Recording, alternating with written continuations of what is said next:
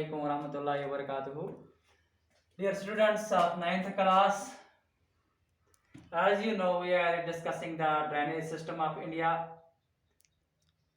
Today, we have to learn the last topic of this unit, that is river pollution, जिसको हम दरियाओं की आलूदगी या दरियाओं की गंदगी के नाम से भी जानते हैं, या हम ये कह सकते हैं हमारा का आज का जो मौजू है वो है दरियाओं की गंदगी या दरियाओं की आलूदगी। जैसे हमारी ज़मीन गंदगी होती है, हवा गंदा होता है, या बाकी सारी गंदगी जो है, या बाकी सारी माहौल की आलूदगी है, यानी कि जो माहौल की आलूदगियाँ हैं उन आलूदगियों में एक आलूदगी इन दरियाओं की भी आती है, जिसको हम रिवर पोल्यूशन के नाम से जानते हैं। हम सबको पता है कि हर दिन हर लम्हे के साथ आबादी बढ़ती जा रही है, और ये भी हमें पता है कि जितनी ज़्यादा आबादी बढ़ेगी उतने ही हमें पानी की ज़रूरत पड़ेगी, क्योंकि with increase in population, increase in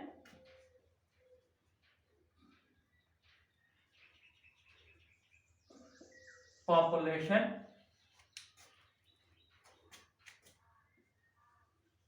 results in increased demand of water, यानी कि जितनी ज़्यादा आबादी बढ़ेगी उतनी ज़्यादा हमें पानी की ज़रूरत पड़ेगी, क्योंकि ये आबादी जो बढ़ रही है उसको पानी कहाँ चाहिए? डोमेस्टिक यूज के लिए भी, उसको पानी चाहिए एग्रीकल्चर यूज के लिए, और उसको पानी चाहिए इंडस्ट्रियल यूज के लिए। इसके अलावा भी बहुत सारी चीजें हैं जहां इसको पानी चाहिए, लेकिन ये तीन में घरेलू इस्तेमाल के लिए भी, ज़रूरी इस्तेमाल के लिए भी, सन्नती इस्तेमाल के लिए। और जितनी ज़्यादा आबादी बढ़ेगी उतनी ज़्यादा पानी की मिकदार या पानी की ज़रूरत इन घरेलू, ज़रूरी या सन्नती शोबों में बढ़ेगी। इससे क्या होगा? हम ज़्यादा से ज़्यादा पानी रिवर से ड्रेन करते हैं। More water is drained from reverse. उससे क्या होता है? जो वॉल्यूम ऑफ वाटर होता है वो रिड्यूस होता है। Volume of water is reduced in reverse. और जब हमने पानी इस्तेमाल किया उसके बाद हम ये पानी डिस्चार्ज करते हैं। क्या करते हैं? डिस्चार्ज करते हैं। लेकिन डिस्चार्ज करते वक्त हम क्या करते हैं?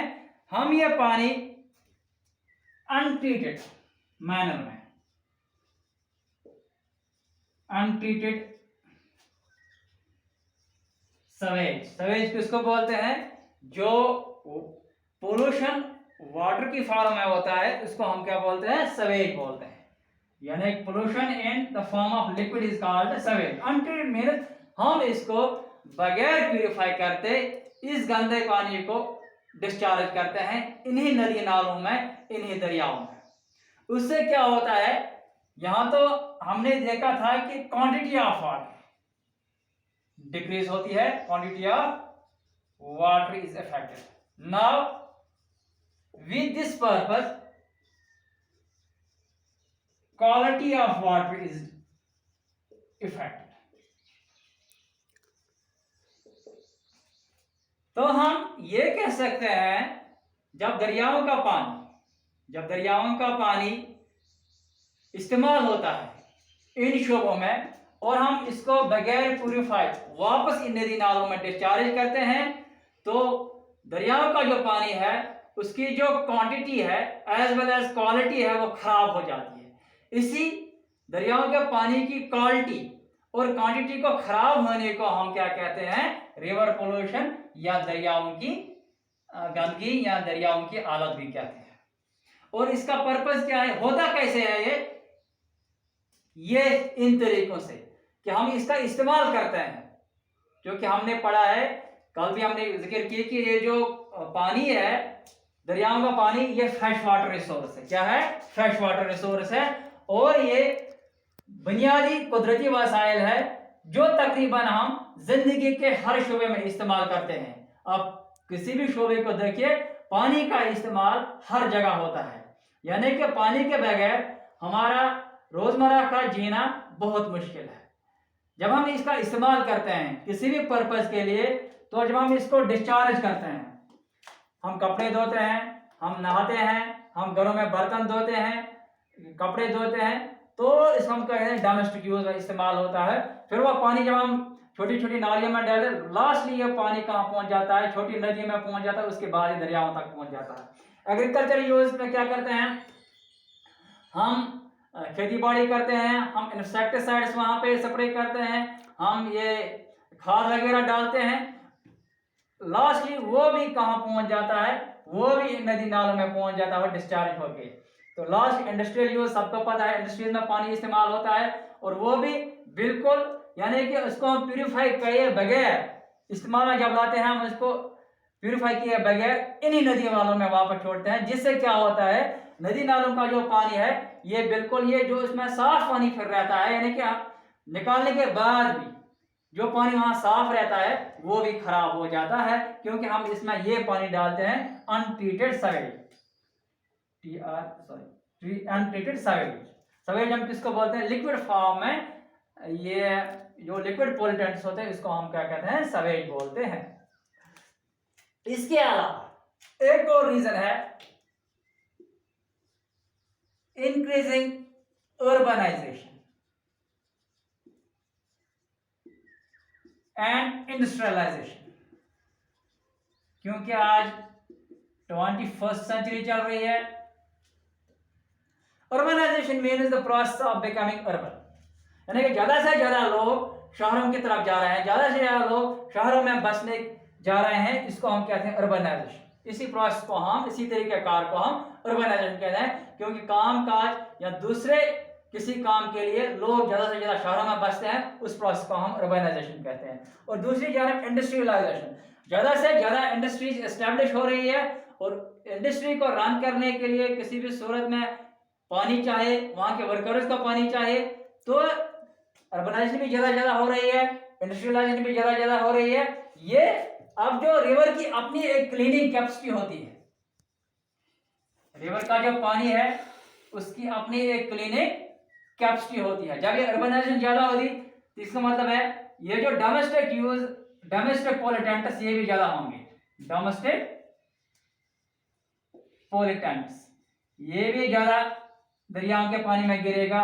इसी तरह एग्रीकल्चर पोल्यूटेंट्स भी ज्यादा गिरेंगे, इंडस्ट्रियल पोल्यूटेंट्स भी ज्यादा गिरेंगे। ये जो इससे क्या होता है, जो क्लीनिंग कैपेसिटी, यानी कि जो दरिया है उसको साफ करने का अपनी एक सलाहियत होती है, अपना पानी साफ करने की एक सलाहियत होती है, वो भी वक्त के साथ साथ रिड्यूस हो जाती है। क्या हो जाती है? रिड्यूस हो जाती है। तो जो हमारे एनवायरमेंटलिस्ट थे, उनके लिए एक कंसर्न बन गया, उनके लिए एक कंसर्न बन गया, क्योंकि पानी बुनियादी जरूरियातों में से एक अहम जरूरियात होती है, और आबादी को सर्वाइव करने के लिए किसी सूरत में पानी चाहिए। तो उनके लिए तशवीश हो गई, उन्हें परेशानी हो गई कि इस पानी को साफ कैसा रखा जाए। इसके लिए उन्होंने क्या किया? नेशनल रिवर कंजर्वेशन प्लान बनाए। National river conservation plan, NRCP, national river conservation plan बनाए। यानी कि इलाकाई सतहों पर भी दरियाओं को साफ सुथरा रखने के लिए, दरियाओं का ख्याल रखने के लिए भी मनसूबे बनाए गए, और मुल्की लेवल पर भी दरियाओं को साफ सुथरा रखने के लिए प्लान बनाए। और हमें यह कहता है कि आपको पता है कि किसी प्लान के बारे में, तो हमारे पास एक प्लान है जो दरियाई गंगा को बनाने के लिए, दरियाई गंगा को साफ करने के लिए दिया था। कब है? गंगा रिवर एक्शन प्लान, ये कब गया? 1985। ये किसके तहत किया गया था? नेशनल रिवर कंजर्वेशन प्लान के तहत, नेशनल रिवर कंजर्वेशन प्लान के तहत। यानी कि मुल्की लेवल पर दरियाओं को साफ सुथरा, दरियाओं की सफाई के लिए प्लान बनाए गए, इनके लिए इनको कैसे साफ सुथरा रखा गया। और 1985 में पहली बार गंगा पे यही प्लान, ये कंजर्वेशन प्लान, ये साफ सुथरे गंगा के लिए, गंगा को साफ करने का प्लान बनाया गया। कब? 1985 में। बाद में यही प्लान इसको एक्सटेंड किया गया, इसको एक्सपेंड किया गया, यानी कि इसको फैलाया गया बाद में 1995 में फिर एक बार फिर, ताकि दरिया जो है, दरियाओं का जो पानी है वो दिन ब दिन साफ रहे। और जितना ज्यादा ये साफ रहेगा उतना बढ़ती आबादी के लिए, हमारे एग्रीकल्चर के लिए, हमारे डोमेस्टिक पर्पस के लिए, हमारे इंडस्ट्रीज के लिए ये फायदेमंद रहेगा। क्योंकि आप सोच, जिंदगी कहीं सी भी इलाके में आप वाटर के बगैर नहीं सोच सकते हो। यानी कि जिंदगी किसी भी इलाके में पानी के बगैर आप जिंदगी बसर करना या जिंदा रहना आप नहीं सोच सकते हो इस बारे में। तो हम ये बात कर रहे थे रिवर पोल्यूशन की, कि क्या क्या असबाब है जिनसे ये दरियाओं की आलूदगी हो जाती है, दरिया गंदे हो जाते हैं। इनमें से सबसे जो है ये जो डोमेस्टिक पोल्यूटेंट्स है, या एग्रीकल्चर पोल्यूटेंट्स है, या इंडस्ट्रियल पोल्यूटेंट्स है, जब ये डिस्चार्ज होंगे तो इस अनट्रीटेड सीवेज को किसी भी हाल में ट्रीट किया जाए, प्यूरिफाई किया जाए, या कोई इसके लिए कोई स्कीम या कोई मैकेनिज्म तैयार किया जाए जिससे ये दरियाओं में वापस जाने से पहले ये पानी तकरीबन साफ होना चाहिए। किसी भी मैकेनिज्म के, किसी भी तरीके, क्योंकि बहुत सारे तरीके कार हमारे पास ऑलरेडी मौजूद है और कुछ नए भी आ रहे हैं। तो ये गंदा पानी दरिया में जाने से पहले साफ होना चाहिए। फिर ऐसी कोई बात बनती है जिससे हमारे दरिया ये महफूज रहेंगे, इनका पानी साफ सुथरा रहेंगे। इसीलिए जो एनवायरमेंटलिस्ट थे इन्होंने ये national conservation action plan, river action plan बनाए, और उनमें एक मिसाल थी दरियाई गंगा की। 1985 में पहली बार इसके लिए अप्लाई किया गया, बाद में इसको एक्सपेंड कब किया गया? 1995 में। और इंडिया के बहुत सारे और रिवर्स के लिए ये अप्लाई किया गया। हाल ही में हमारे जो जालिम है, जब फ्लड्स आ गए, सैलाब आ गए कब 2014 में यहाँ पे, उसके बाद हमारे जालिम के भी क्लीन एंड ड्राई स्टार्ट हो गया। इसको एक्सपेंड करने की कोशिश की गई, इसलिए क्योंकि इसमें भी आप बहुत सारा गंदा पानी जा रहा है। तो इन दरियाओं को साफ करने के लिए बाकायदा तौर पर मुल्की लेवल पे ये एक्शन प्लान बनाए गए, जिनको हम रिवर कंजर्वेशन एक्शन प्लान के नाम से जानते हैं। इसी के साथ हमारा T1 का जो इस जोग्राफिया का सारा सिलेबस था खत्म हुआ। तो हमारा ये जो T1 का सिलेबस था वो खत्म हुआ। अब जो बाकी है मटेरियल, इसका पहले 2 यूनिट्स का मैंने डाला है, इंडिया साइज एंड लोकेशन, वो मैंने LMS पे डाला है। और दूसरा जो था फिजिकल फीचर्स ऑफ इंडिया, वो भी मैंने डाला है। इंशाल्लाह आज या कल मैं 1-2 दिन में ये भी डालूंगा। इसी के साथ हमारा T1 का सिलेबस जोग्राफिया का इख्तिताम हुआ। आज के लिए इतना ही, बाकी वसल्लम।